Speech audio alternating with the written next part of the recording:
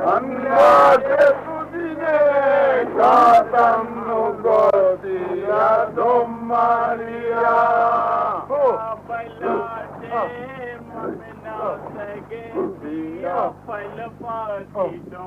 Andate Sudine, Katannu Gotia, Dom Maria.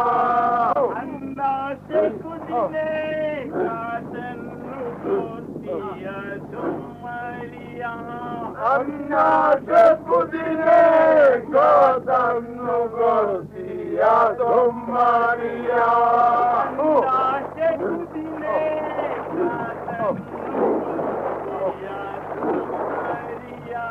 Andate Sudine, Katannu Gotia, Dom Maria. Andate Sudine, Katannu Gotia, Andate Sudine, Katannu Gotia, Dom Maria.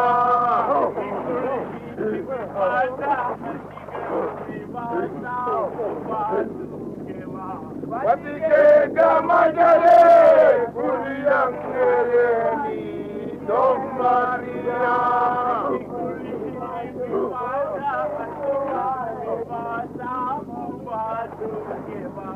Vatike Gamajale, Kuriyangereni, Dom Maria. Vatike Gamajale, Kuriyangereni, Dom Maria. Vatike Gamajale, Kuriyangereni, Dom Maria. Vatike Gamajale, Kuriyangereni, Dom Maria. Vatike Gamajale, Kuriyangereni, Dom Maria. Vatike Gamajale,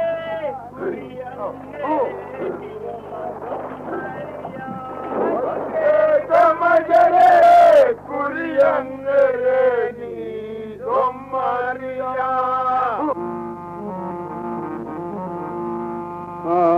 Dia vairangalo odi dia la quereña, dia casrula bodu dilanu la se mi varaduana mani valanu devni.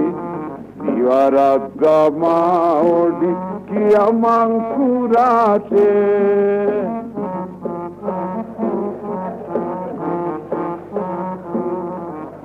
Aux Maldives, la plus grande partie des membres mâles et actifs de la population appartient à deux corps de métier. L'un est celui des tireurs de sève du cocotier.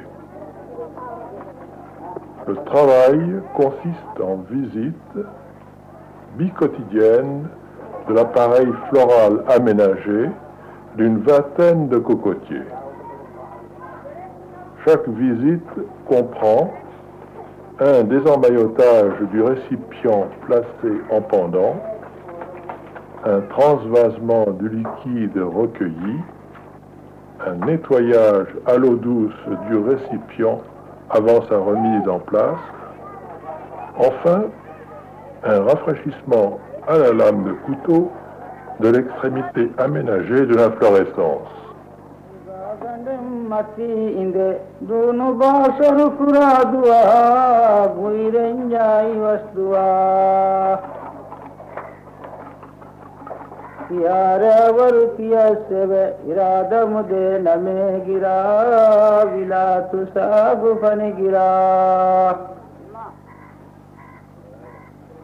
Madamalia paname mirasumfura gatu magakum ekiba wahe badalura. Le rapport journalier en liquide est de 10 litres environ. Ce jus est réduit à la chaleur d'un foyer en un liquide sirupeux, en un sucre en mélasse qui entre dans un grand nombre de préparations culinaires et qui fait aussi partie de la liste des produits exportés par les Maldives. Le second corps de métier est celui des marins-pêcheurs.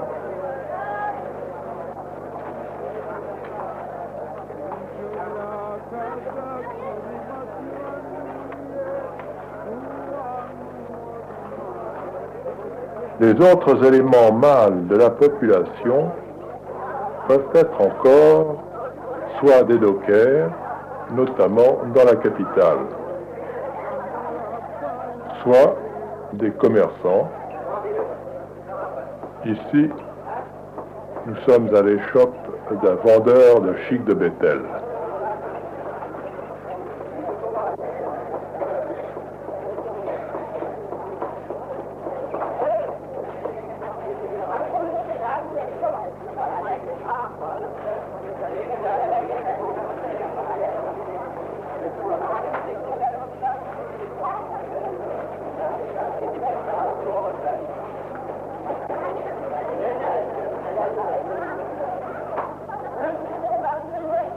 Soit enfin des fonctionnaires, comme ces deux agents de police que nous voyons ici en conversation. Mais venons-en aux bateaux et à la pêche, sujet de ce film. Jetons tout d'abord un coup d'œil sur les divers engins de navigation et de pêche mouillés ou amarrés dans le port de la capitale, Malé. Dans cette forêt de mâts, signalons tout de suite de grands absents. Les mâts des navires Odi.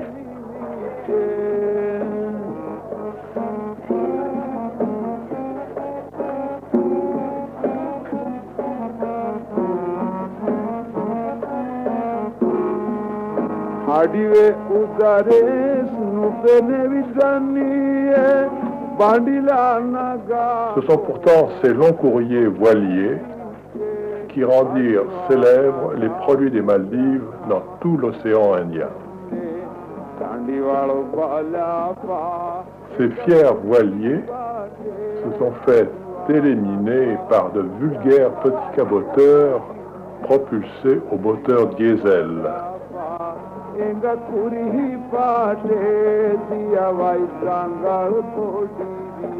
La plus grande partie des mâts de cette forêt appartient à des dohnis, merveilleux bateaux de pêche non pontés à un mât et voile triangulaire. Dans le sud des Maldives, il existe encore une version archaïque de ce type de bateau avec voile rectangulaire. Depuis 1972, une politique de motorisation des bateaux de pêche a été lancée, si bien qu'aujourd'hui, il n'existe pas moins de 800 dohnis à moteur sur les 5000 unités constituant la flotte de pêche du pays.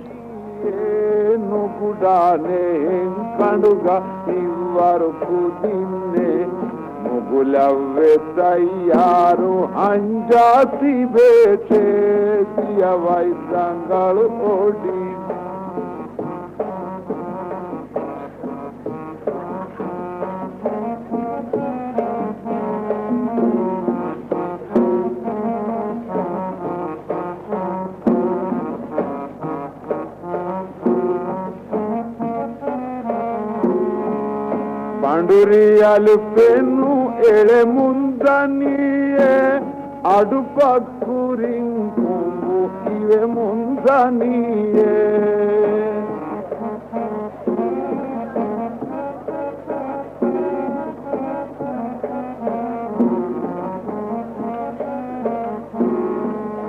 Panduriyal penu ele mundaniye adu pakkurin ಮುಂದನಿಯೇ ಕಂಡು ಒಳಿನಿ ಆಕಾರಿ ಕೂಡ ಸಂಬನಿಯೇ Madumati mati kibayangarate kanu olini hakari kuda sambaniye Madumati mati kibayangarate dia vaizangalu odi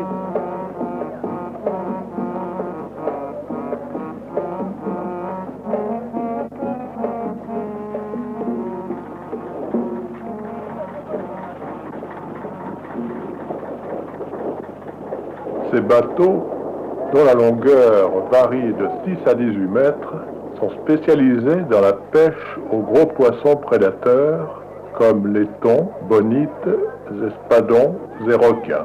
Cette pêche se fait à partir d'appâts vivants ou vifs, d'où la morphologie intérieure de la coque très compartimentée, celle-ci, en effet, étant prévue pour naviguer avec près d'1 tonne d'eau de mer dans les fonds, pour les viviers.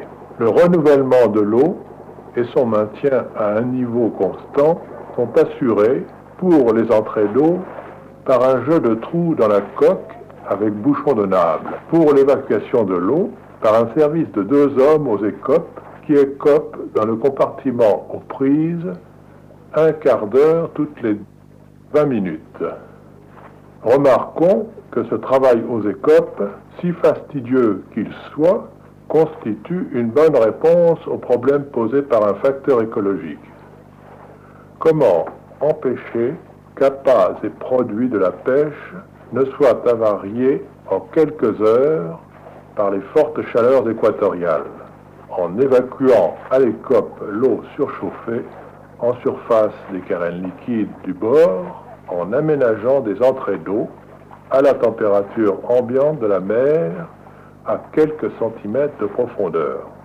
Une autre caractéristique de ces bateaux originaux est celle de posséder une plage arrière spacieuse et aux fonctions multiples, sanitaire, cuisine et surtout poste de combat quand on est sur les bancs aux gros poissons prédateurs. Tous les doni ne sont pas affectés à la pêche. Ceux qui possèdent un habitacle, un toit, viennent des îles lointaines avec des produits à vendre sur la place du marché de la capitale. Cependant, le véritable bateau de transport de marchandises est le battelli, bateau partiellement ponté et à 2 mâts. Autre engin flottant des Maldives, une petite embarcation de servitude nommée Bokura Andivei, et qui est utilisé pour assurer les liaisons entre un bateau au mouillage et la plage ou le quai d'un port comme ici. La pêche aux Maldives se pratique par séance journalière et en 2 temps. Au petit matin, une recherche du vif, puis en matinée et en après-midi, une pêche proprement dite sur les bancs à thons et bonites. La recherche du vif consiste à chasser de leur refuge, cavités et dessous de surplomb de roches coralliennes situées par 6 à 10 mètres de fond, des bancs de petits poissons immatures, puis à les piéger avec un filet à maille fine, des plongeurs armés d'un rameau vert de cocotier ou simplement d'un masque de plongée, affouillent dans les pâtés de corail. Sitôt que les petits poissons de récif, délogés et guidés par les plongeurs, se sont regroupés à l'aplomb du filet, ce dernier, au signal donné par un des plongeurs, est rapidement remonté en surface.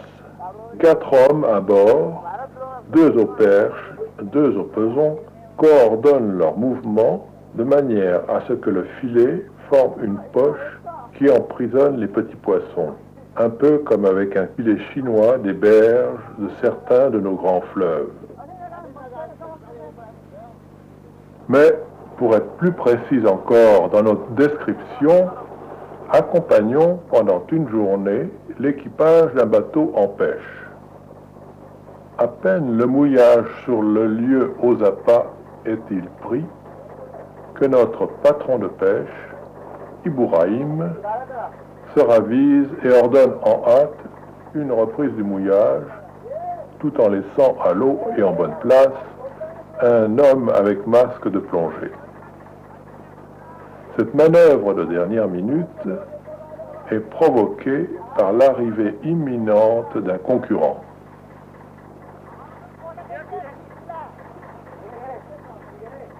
Mais la grande rapidité manœuvrière du rival et surtout la vitesse avec laquelle le filet a été gréé sur les perches et mouillé semblent avoir complètement désorienté notre bord.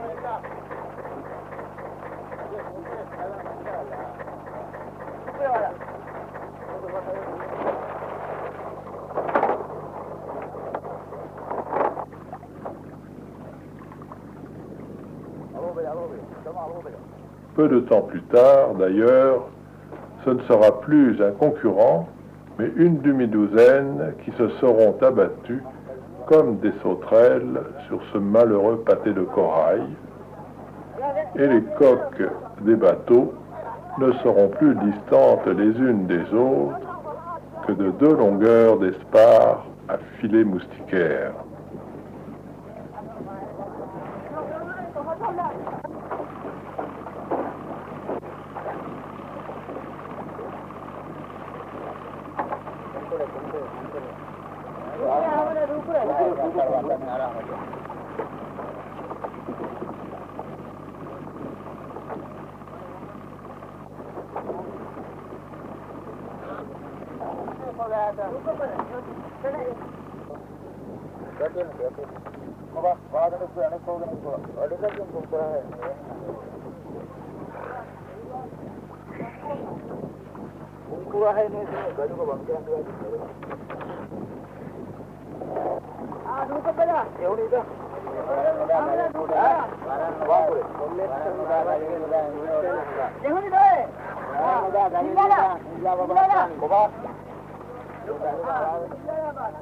Une demi-heure plus tard, première remontée du filet, et j'ai dans le vivier d'à peine 1 kilo de petits poissons. Certes, la prise est bien homogène, mais elle désappointe les hommes par sa faible ampleur. Et cela d'autant plus qu'en face, le rythme des prises est rapide et qu'à chaque remontée du filet, c'est plus de 3 kilos qui sont embarqués. C'est que le meilleur emplacement se joue sur quelques mètres et que tout cela est finalement une affaire de chance. Comment savoir à l'avance quelle est la cache qui, ce jour-là, abrite le plus grand nombre de petits poissons?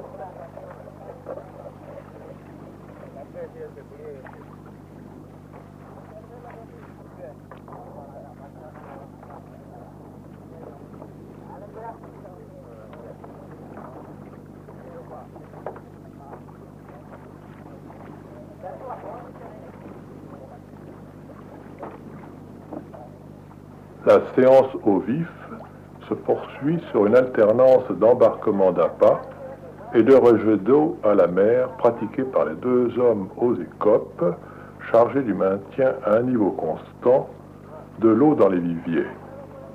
Le moteur étant stoppé, on ne peut avoir recours à la pompe et aux tuyaux à crépine.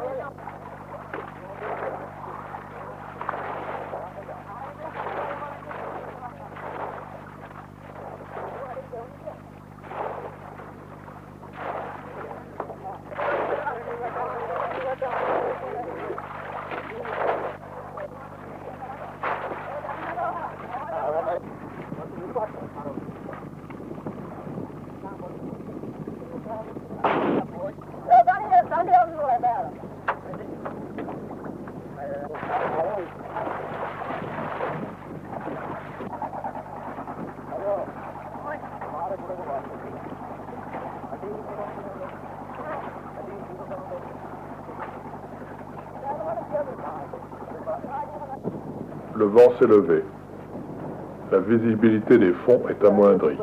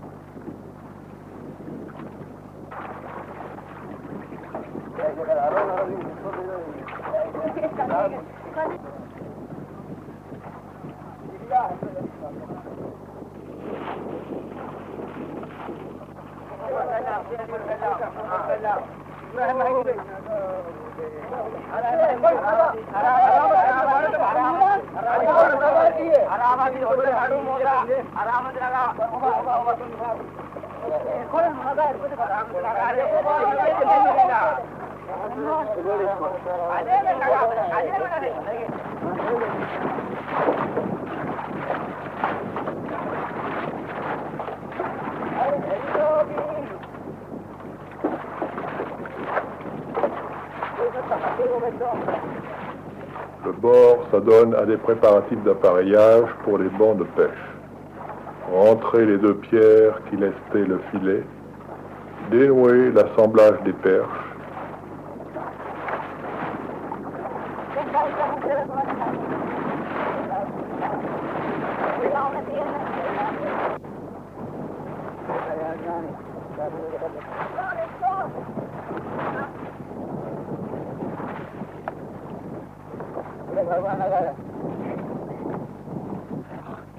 lancer le moteur,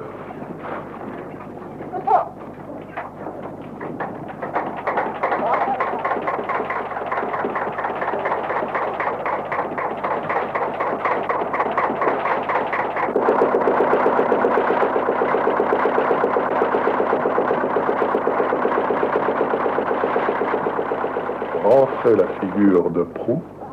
Elle est restée à l'eau avec son hale à bord pendant toute la séance de travail. Enfin, rentrer les deux grappins qui font office d'ancre. La chance, décidément, n'est pas avec nous. Aussi, bien qu'arrivés les premiers sur les lieux, nous serons les derniers à en repartir.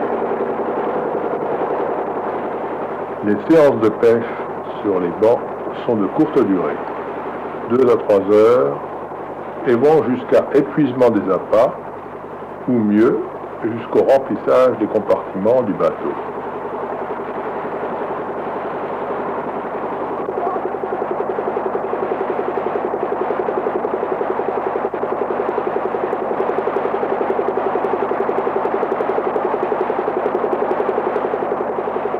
« 13 heures. Sur les bancs à bonite des thons, il y a déjà du monde. Le repos de l'équipage aura été de courte durée, car là, la compétition est encore plus âpre, plus violente que sur les lieux aux appâts. Il règne sur tous les bords une activité intense, notamment sur la fameuse plage arrière à tout faire. Là se tiennent, debout, 3 à 4 hommes munis d'une canne avec ligne et hameçon, accroupis, un ou deux préposés au jet de gouttelettes d'eau de mer qui manient fébrilement une perche à cuillère. Enfin, le barreur et le patron de pêche. Le patron aux appâts, lui, est debout à l'aplomb de l'avant du vivier au vif et projette sur l'arrière, en des endroits judicieux, tantôt à droite, tantôt à gauche, quelques petits poissons qu'il a au préalable engourdis par un serrage entre les doigts. Ce spécialiste, par la précision de sa technique, est pour beaucoup dans l'attraction et le maintien du banc de poissons sur l'arrière du bateau. Les prises se révèlent être de petite taille. Aussi, le patron de pêche propose-t-il une manœuvre tournante de manière à établir le contact avec la partie du banc au gros spécimen. Nous évoluons donc avec le moteur, cran calé sur la pleine vitesse, puis, quelques instants plus tard, nous repassons sur la vitesse très lente. Mais notre tactique a été imitée et nous sommes serrés de trop près par d'autres bateaux. Aussi, déguerpissons-nous à nouveau. Cette stratégie se montre payante. Mais l'activité frénétique du bord est vite repérée par des voisins et nous sommes à nouveau rejoints, presque encerclés, par une armada arrogante, chaque bateau cherchant à nous ravir cette partie du banc. Par instant, tout semble tranquille. Mais une fois que vous avez accroché le banc, avec les gouttelettes d'eau simulant du vif, et le vif lui-même, c'est la bousculade. Il faut faire vite. La folie des bonites folles peut tomber d'un moment à l'autre. Ou bien, un autre bateau plus précis peut vous dérober le banc.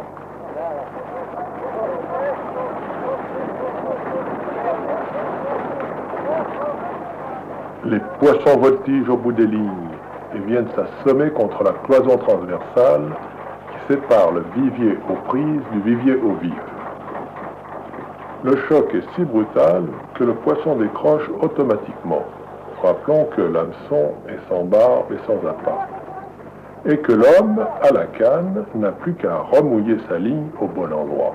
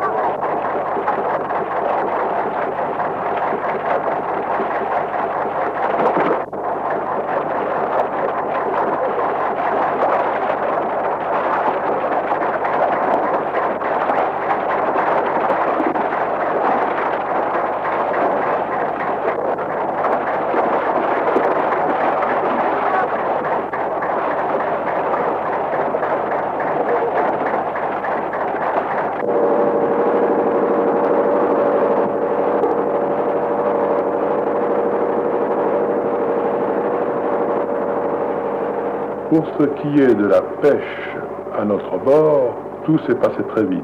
En 2 heures, nous avons embarqué une 50aine de poissons, en majorité des bonites folles, de tailles diverses. Et vers 15 heures, nous quittons les bancs et mettons le cap sur le caboteur coréen de la Hoko Maldives Corporation qui croise dans les parages. 15h30, le long du bord du caboteur.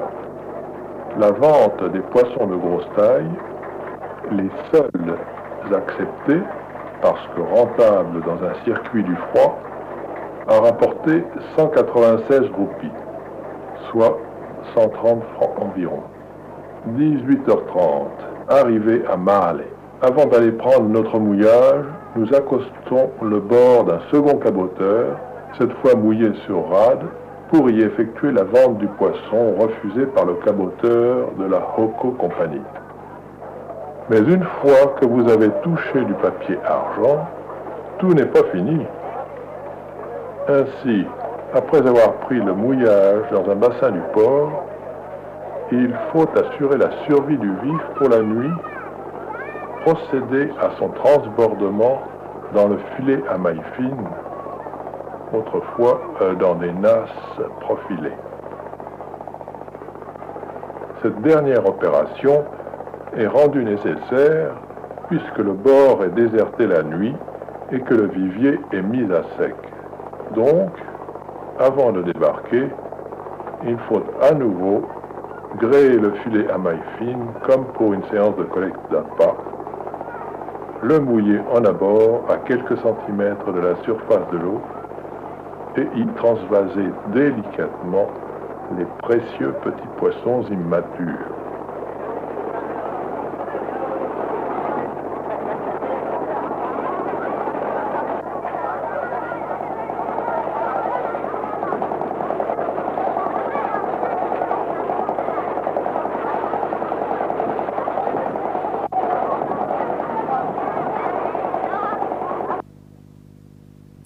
Dans le sud des Maldives, dans l'île de Fuamulaku, par exemple, la pêche se pratique en 2 temps, comme dans le nord des Maldives.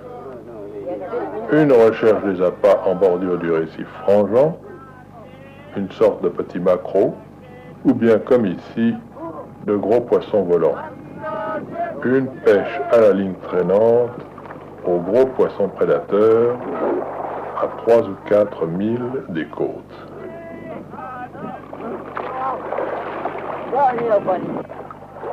Observons en contrepoint 2 équipages en pêche. L'un appâtant avec du poisson volant, l'autre avec du maquereau. L'amarrage de l'appât sur un gros hameçon à barbe est une opération longue et complexe.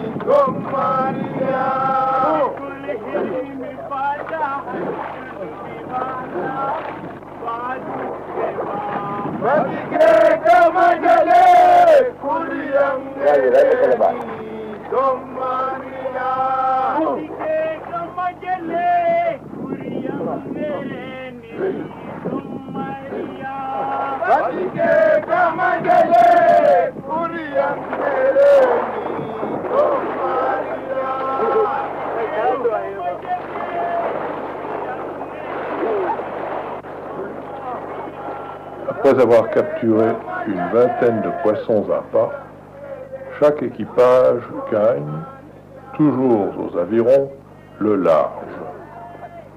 En juillet, les prédateurs visés sont avant tout les poissons bécunes, dits aussi poissons longs. Ensuite, ce sont les espadons, les bonites et les requins.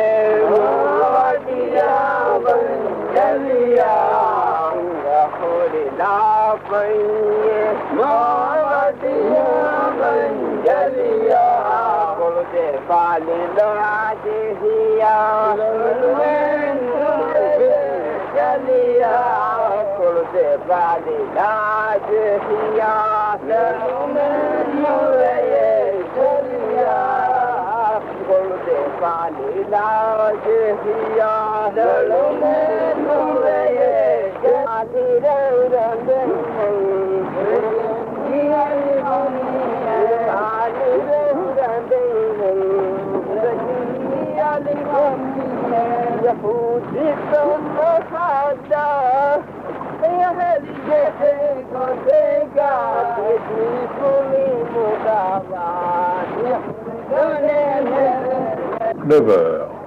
Arrivés dans la zone de pêche. Les hommes ont nagé plus d'une demi-heure.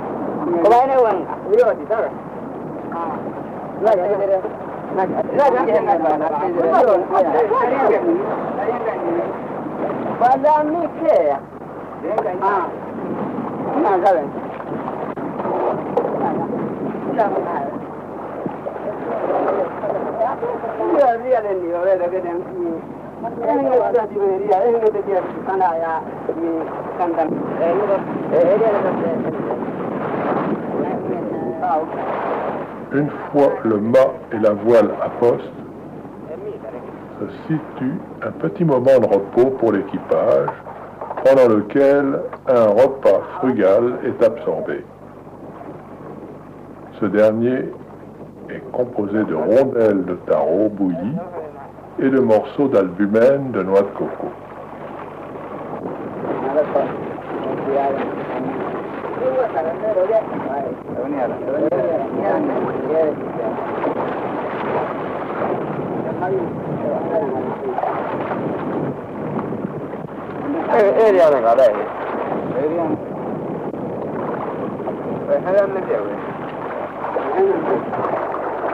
Reportons-nous à bord du second bateau qui vient également de gagner la zone de pêche. Nous y retrouvons un équipage qui a les mêmes attitudes et gestes que celui embarqué sur le premier bateau. La même composition du repas, rondelles de taro, morceaux de noix de coco.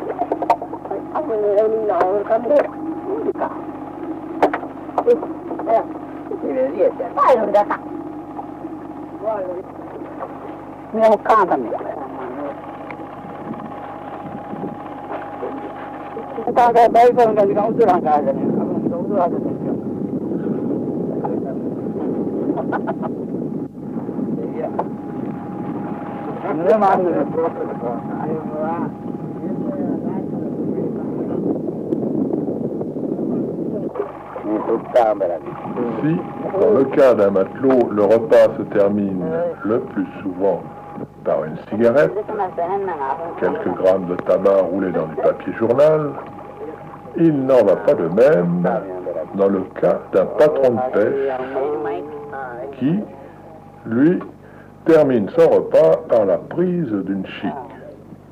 Quelques morceaux de noix d'arec enveloppés dans un morceau de feuille de bétel, le tout accommodé d'une ou deux larmes de chose affinée.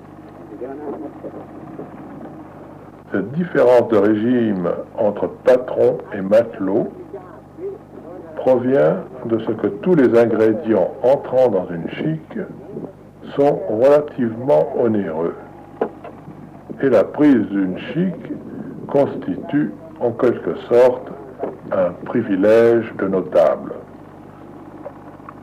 Il n'est pas le patron qui n'embarque avec un coffret dans lequel se situe, à côté des petits hameçons et des plumes de coque pour les leurres, tout un nécessaire à chiquer.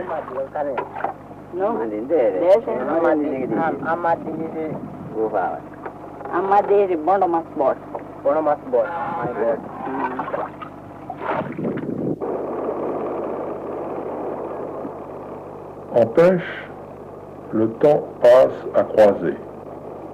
Une passe avec la voile établie, une passe à remonter dans le vent aux avirons, mais en allure lente.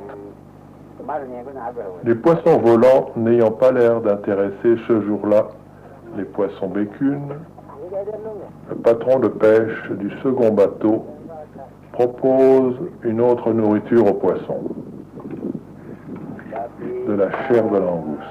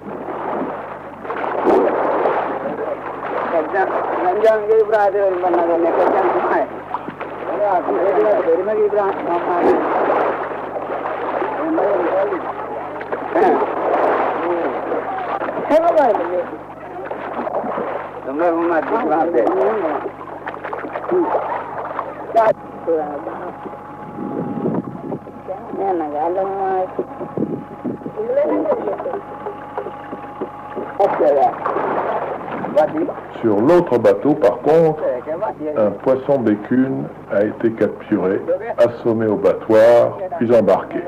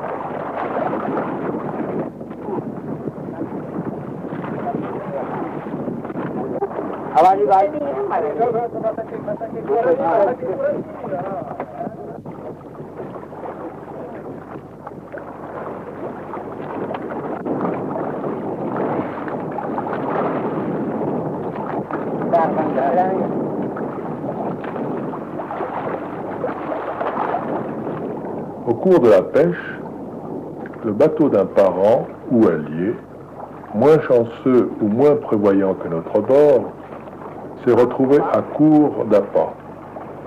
Il est venu nous accoster par l'arrière et commander de l'appât. Le patron lui a fait don de 2 petits maquereaux. Peu après cet acte de charité, le patron de pêche se décide à provoquer le sort en doublant la mise sur le gros hameçon à barbe. en crochetant et ligaturant dessus 2 macros au lieu d'un seul. Et, pour mettre toutes les chances de son côté, il réalise une sorte de charme magique en inscrivant à la pointe de la lame de son canif, dans la chair du poisson à pas, une formule coranique. Cette offrande somptueuse s'adresse, bien entendu, aux espadons voiliers, aux empereurs des mers.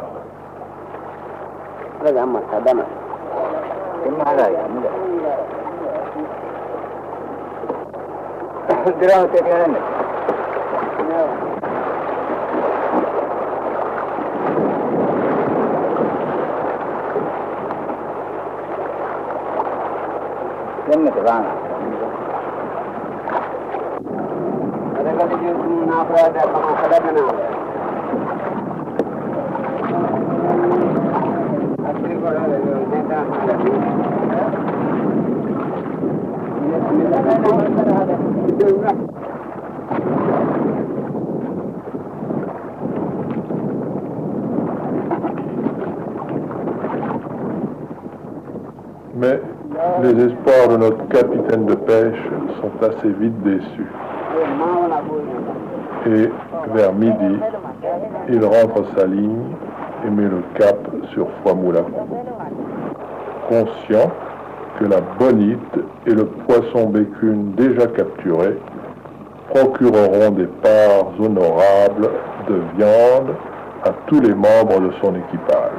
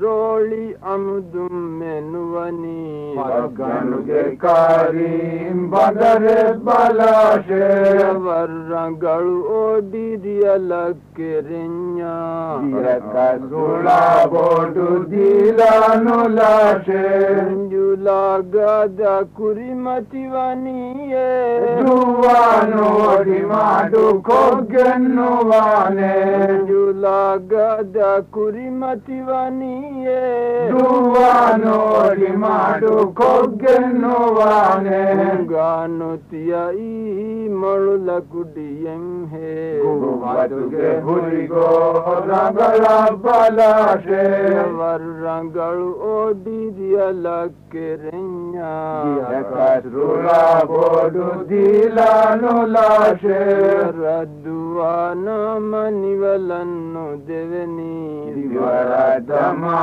odikiya mankurashe Paduriya fene ele mundaniye Adufa kurin kombu ivigen higaje Paduriya fene ele mundaniye Adufa kurin kombu ivigen higaje Padoli mi hakari kudatam vaniye Madumatirve mati kibayangarashe Varrangalu odidiya lakkerenya Yakasrula bodu dilanulashe Radduwana manivalannu deveni Varatama odikiyamankurashe Taka udalibe mundaniye Kirubenkulaga farumati benije Taka udalibe mundaniye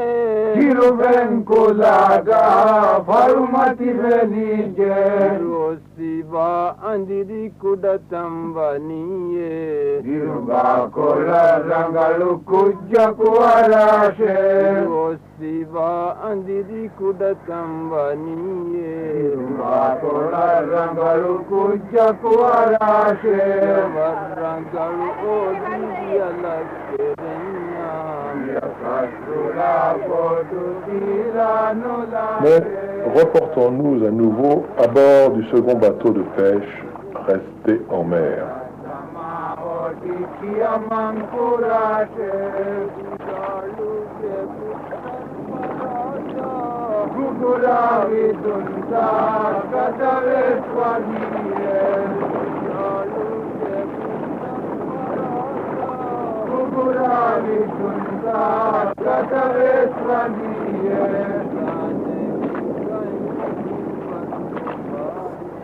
Les lignes n'ont toujours rien donné. Quand on n'a pas de vif à sa disposition, comme aujourd'hui, puisque nous sommes dans la saison du passage des poissons bécunes, et que la pêche tourne mal, il faut savoir rabattre de ses prétentions, abandonner les hameçons géants et avoir recours au leurre, un peu de chair de langouste ligaturée avec quelques plumes de coque sur un hameçon de 4 à 5 cm, et proposer le tout à de jeunes bonites folles, par exemple.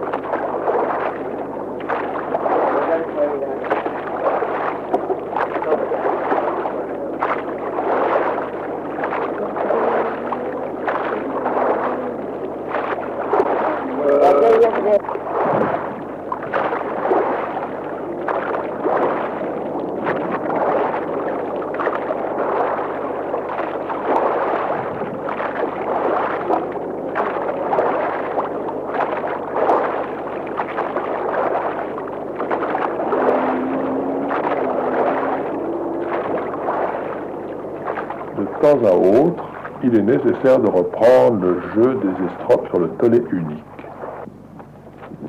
Comme on peut s'en rendre compte, il n'y a pas moins de 3 types de liens pour assurer la liaison souple aviron-tolet.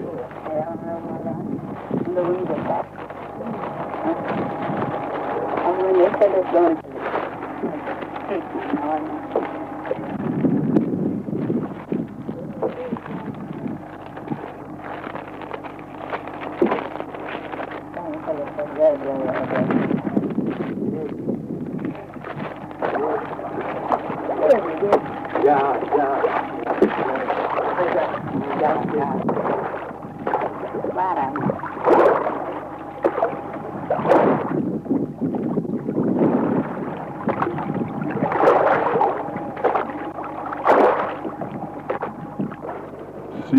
enfin, cela ne rend toujours pas, il faut proposer encore une autre nourriture au monde des poissons.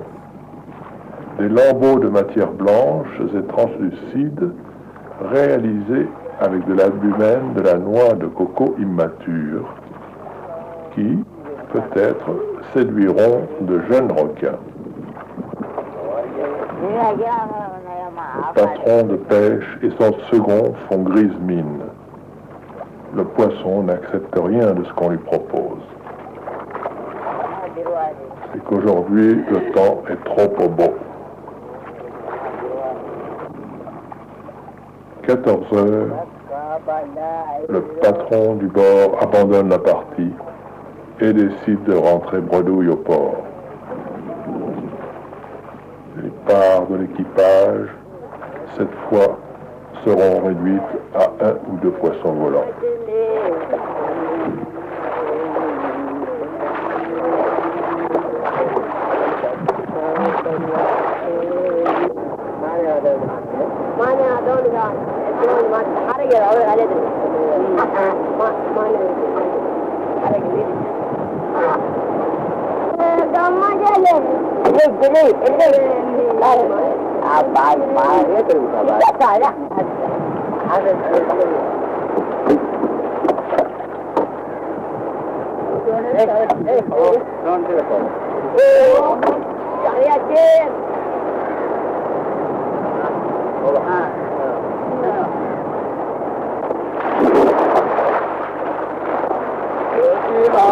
dari pula kau dijaya surai nam papan dan letak sebagai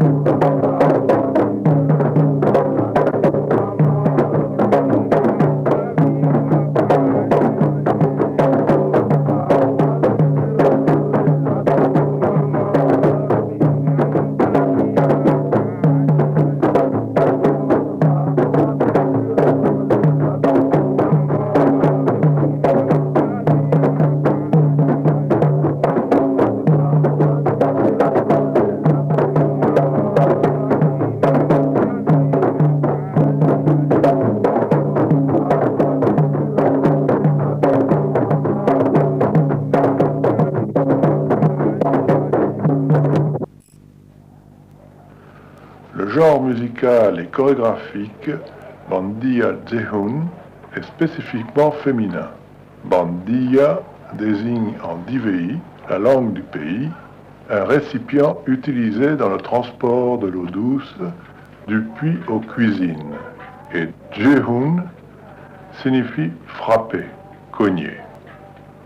On remarquera qu'index, médium et annulaire des exécutantes portent une bague métallique de manière à pouvoir modifier vers les aigus la tonalité des percussions et ainsi les opposer à des percussions à tonalité grave, percussions avec la paume des mains.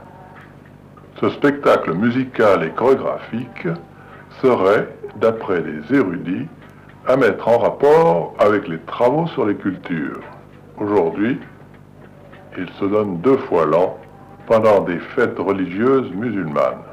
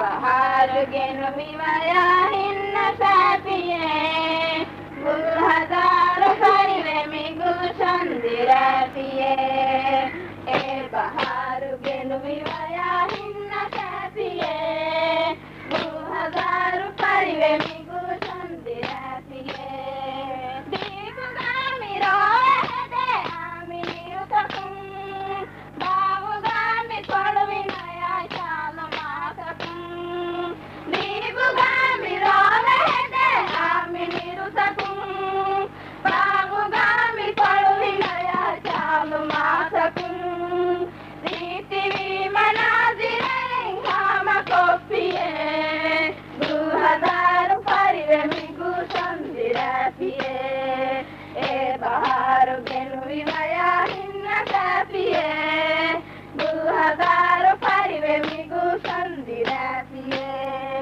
ufugo gami piya jahali hami taritakum ali kurimi jav e bahar gen vivaya hinna sapiye gul hazar parive mi gulshan dirapiye e bahar gen vivaya hinna sapiye gul hazar parive mi gulshan dirapiye deep gami rohde ami nirutakum bavu gami kolvinaya shalamakum deep gami rohde ami nirutakum bavu gami kolvinaya shalamakum riti manazire hama kopiye gul hazar parive mi gulshan dirapiye e bahar gen vivaya hinna sapiye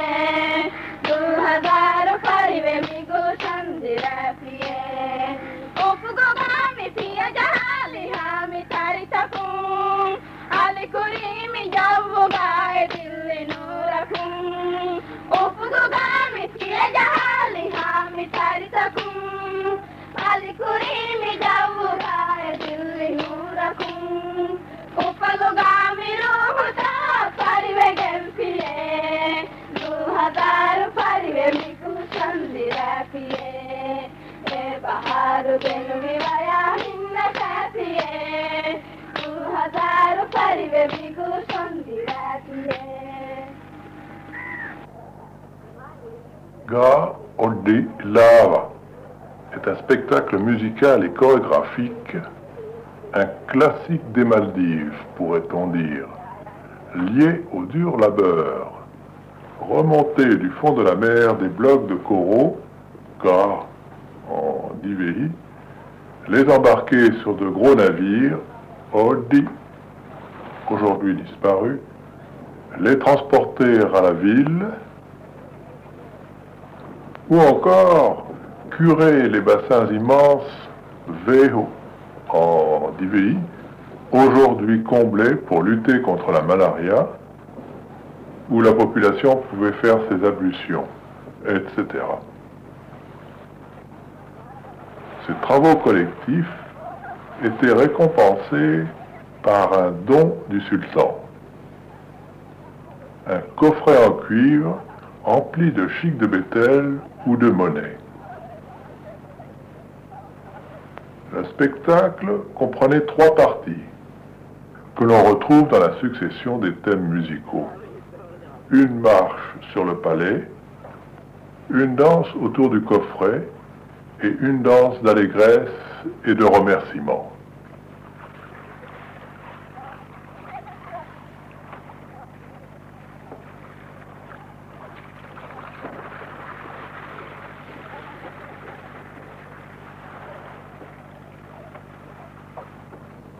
Au travers de 2 exécutions au tempo légèrement différent et d'une version citadine, observons les figures de danse spécifiques au genre musical Ga Oddi Lava.